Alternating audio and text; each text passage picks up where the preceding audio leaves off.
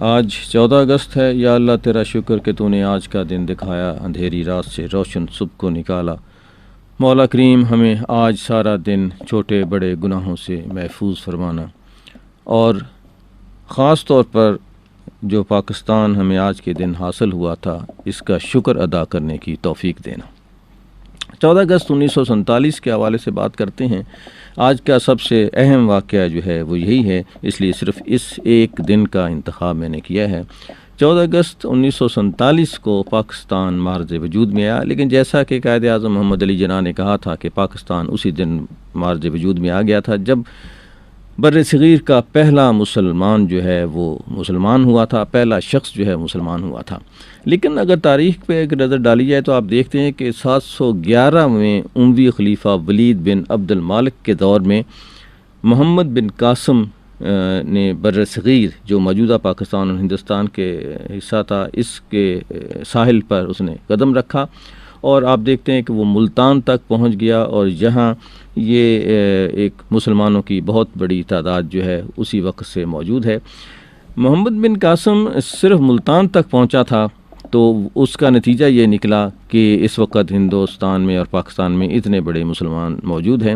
اگر وہ دلی تک چلا جاتا تو آپ سمجھ سکتے ہیں کہ کیا ہو سکتا۔ لیکن کیا ہوا کہ اس کے بعد جو تھا وہ چونکہ رشتہ دار تھا اس کا گورنر کا، اور اس کی وفات کے بعد اس کو جو ہے وہ واپس بلا لیا گیا، حکومت بدل گئی۔ لوگ یہ نہیں دیکھتے کہ اس کے اثرات جو ہیں وہ عالم اسلام پہ کیا ہوں گے، اپنے اپنے ذاتی مفادات کی وجہ سے اس کو باقاعدہ اریسٹ کر کے محمد بن قاسم کو واپس بلا لیا، لیکن وہ یہاں پاکستان کی بنیاد جو تھی وہ رکھ گیا۔ تو اسی میں یوم باب الاسلام جو ہے وہ بھی 17 رمضان کو منایا جاتا ہے، اور یہ ماہ رمضان جو ہے وہ پاکستان کی تاریخ میں بہت ہی اہم دن تصور کیا جاتا ہے۔ پاکستان خود جو ہے وہ 27ویں رمضان کو معرض وجود میں آیا۔ اس طرح سے پہلی جو تھی پہلا مسلمان وہ غالباً جب محمد بن قاسم آیا تو وہ ماہ رمضان میں یہاں فتح اس نے حاصل کی۔ اگر پوری تاریخ کو دیکھتے ہیں تو آج سارا دن جو ہے اسی کے اوپر موضوع پہ بات ہوتی رہے گی، لیکن جو خاص اہم موڑ آتے ہیں اس میں وہ مغلوں کا دور آتا ہے۔ لیکن مغل دور جو تھا انہوں نے بہت ہی ایک ایسی پالیسی اختیار کی جس میں انہوں نے کوشش کی کہ ہندوؤں کو خوش رکھا جائے اور اس کے ساتھ مل بانٹ کر کھایا پیا جائے اور حکومت کی جائے، اور اسی کا نتیجہ یہ ہوا کہ بہت سارے علاقوں پر ہندو راجاؤں نے خود سے آزادی کا اعلان کیا۔ چھوٹی چھوٹی ریاستیں جو تھیں معرض وجود میں آنا شروع ہو گئیں، کچھ چھوٹی چھوٹی ریاستیں جو تھیں وہ مسلمانوں کی بننا شروع ہو گئیں، اور اسی دوران جو تھے وہ ایسٹ انڈیا کمپنی جو ہے اس نے ایک تاجر کی شکل میں ایسے لٹیرے اس ملک میں آئے جنہوں نے آہستہ آہستہ اس ملک پر قبضہ کر لیا، اور بعد میں آپ جانتے ہیں 1857 جسے گورا جو ہے وہ غدر کہتا ہے، ہم اسے آزادی کی جنگ کہتے ہیں، وہ لڑی گئی جس میں ہندوؤں نے اور مسلمانوں نے بہت بھرپور حصہ لیا، اور اس کے نتیجے میں جو اثرات تھے وہ مسلمانوں کے لیے بہت ہی ایسے ہوئے کہ ان کے لیے مشکلات کا سامنا کرنا پڑا، کیونکہ ہندو جو ہے وہ کافی کائیاں ثابت ہوا، اور اس نے انگریزوں کے ساتھ مل کر پھر دوبارہ اتحاد بنا لیا، اور جو جتنے بھی چیزیں تھیں، معیشت تھی، تعلیم تھی، اس سے مسلمانوں کو الگ کر دیا گیا۔ سر سید خان کا دور آتا ہے جس میں انہوں نے علی گڑھ کی بنیاد رکھی، کیونکہ اس پورے دور میں اگر دیکھا جائے تو سر سید احمد خان جو ہے وہ شخصیت ہے جس نے کہا کہ کسی بھی ملک کی ترقی کا راز جو ہے وہ تعلیم میں ہوتا ہے، اور مسلمانوں کو تعلیم میں پیچھے نہیں رہنا چاہیے۔ قائد اعظم نے بھی بعد میں آ کر یہی کہا کہ جی education is a matter of life and death for our country, تو یہ جو تھا۔ اور ابھی تھوڑی دیر پہلے میں اپنے کچھ کولیگ کے ساتھ گفتگو کر رہا تھا تو میں ان سے کہہ رہا تھا کہ مسلمان ایک زمانے میں سپر پاور ہوا کرتے تھے، اور سپر پاور ہونے کی وجہ کیا تھی؟ ان کی تعلیم اور سائنس میں ان کی ترقی۔ جو ہی انہوں نے تعلیم اور سائنس کو چھوڑا تو وہ دوسرے لوگ جنہوں نے خدا کے کچھ ایسے اصول ہیں جو 2 + 2 4 ہی ہوتے ہیں، جنہوں نے تعلیم اور سائنس میں ترقی کی، آج وہ چاند پہ اور مریخ پہ پہنچ چکے ہیں، اور ہم ایسے اندھیروں میں بھٹک رہے ہیں جس کی طرف ہمیں کوئی روشنی، کوئی راستہ کچھ سجھائی نہیں دے رہا۔ پاکستان بن گیا 14 اگست 1947 کو، پاکستان معرض وجود میں آیا، لیکن ہماری بدقسمتی کے قائد اعظم بہت جلدی ہم سے جدا ہو گئے، اور اس کے بعد کے حالات جو ہیں ماشاء اللہ آج 2012 اس وقت ہمارے صدر ہیں جناب آصف علی زرداری، اور وزیر اعظم ہیں راجہ پرویز اشرف صاحب۔ تو یہ پاکستان، لیکن پاکستان کے حوالے سے جو کچھ دلچسپ معلومات میں آپ کے ساتھ شیئر کروں گا۔ اس کی سرحدیں جو ہیں وہ بھارت سے لگتی ہیں، چین سے لگتی ہیں، افغانستان سے لگتی ہیں، ایران سے لگتی ہیں، اور ایک طرف بحیرہ عرب ہے جسے خلیج فارس بھی کہا جاتا ہے۔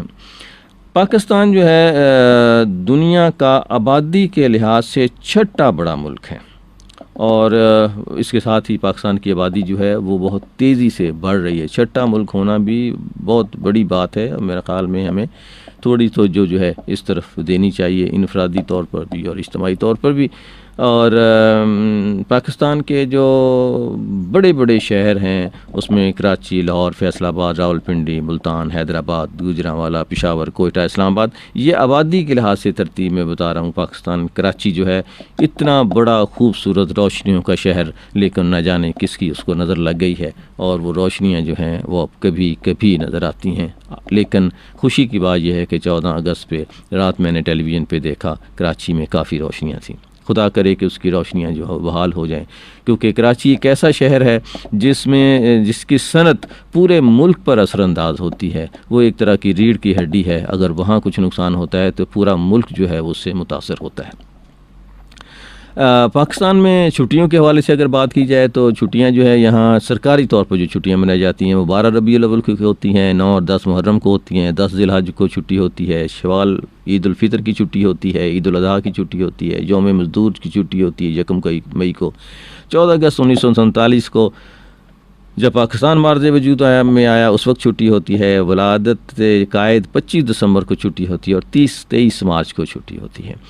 کچھ اور دلچسپ چیزیں وہ یہ ہیں کہ جی قومی دن جو ہیں وہ پاکستان کا وہ یوم پاکستان 23 مارچ کو ہم قومی دن کہتے ہیں۔ قومی شاعر ہمارے جو ہیں وہ حکیم الامت ہیں جناب ڈاکٹر علامہ محمد اقبال رحمۃ اللہ علیہ۔ قومی پرچم جو ہمارا وہ سبز اور سفید ہے، درمیان میں 5 ستاروں کا ایک پرچم ہے۔ سبز رنگ جو ہے وہ مسلمانوں کی نمائندگی کرتا ہے، اور دوسرا جو ہے وہ کمیونٹی کی اقلیتوں کی نمائندگی کرتا ہے۔ اور قومی پھول جو ہے ہمارا وہ یاسمین ہے۔ قومی لباس ہمارا شلوار قمیص ہے۔ جانور جو ہے وہ قومی وہ مارخور ہے۔ یہ مارخور جو ہے وہ ہمارے کوئٹہ اور بلوچستان، گلگت کے علاقوں میں پایا جاتا ہے۔ اس کے علاوہ بہت سارے جانور پاکستان میں پائے جاتے ہیں، نیل گائے ہے، چنکار، کالا ہرن، چیتا، لومڑی، مارکو پولو بھیڑ، سبز کچھوا، نابینا ڈولفن۔ یہ وہ چیزیں ہیں جو مطلب انفرادیت ہیں۔ خاص طور پر یہ نابینا ڈولفن جو ہے وہ صرف پاکستان میں پائی جاتی ہے۔ اس کے علاوہ مگرمچھ سمندروں میں بھی اور سمندروں سے باہر بھی پائے جاتے ہیں۔ قومی پرندہ یہ پاکستان کا چکور ہے، اور قومی مشروب یہ مجھے آج پتہ چلا گنے کا رس ہے۔ قومی نعرہ پاکستان کا ہے، پاکستان کا مطلب کیا، لا الہ الا اللہ۔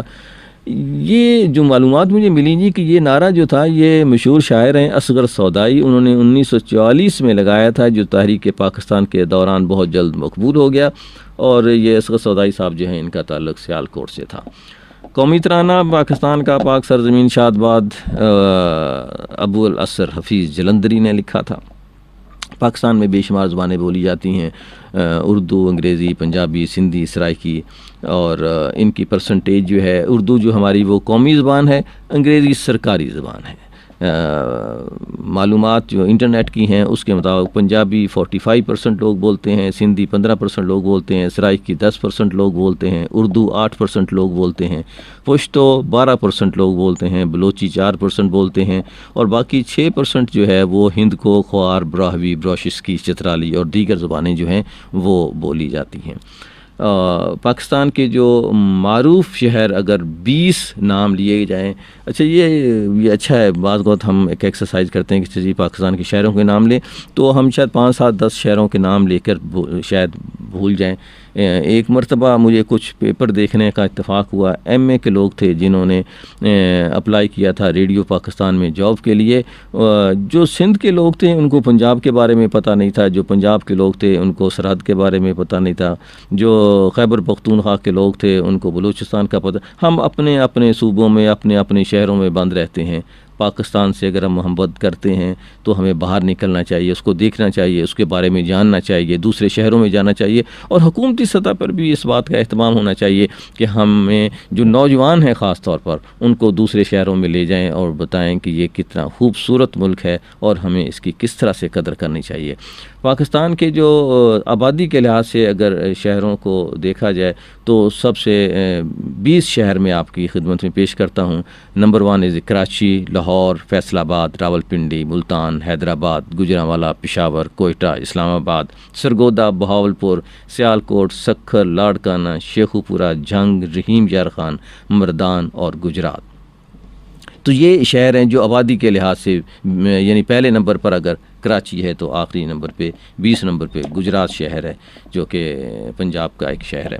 کراچی سندھ کا شہر ہے۔ اس طرح سے اگر اور دیکھا جائے پشاور 8ویں نمبر پر ہے، خیبر پختونخوا، کوئٹہ بلوچستان کا بہت ہی خوبصورت شہر یہ 9ویں نمبر پہ ہے۔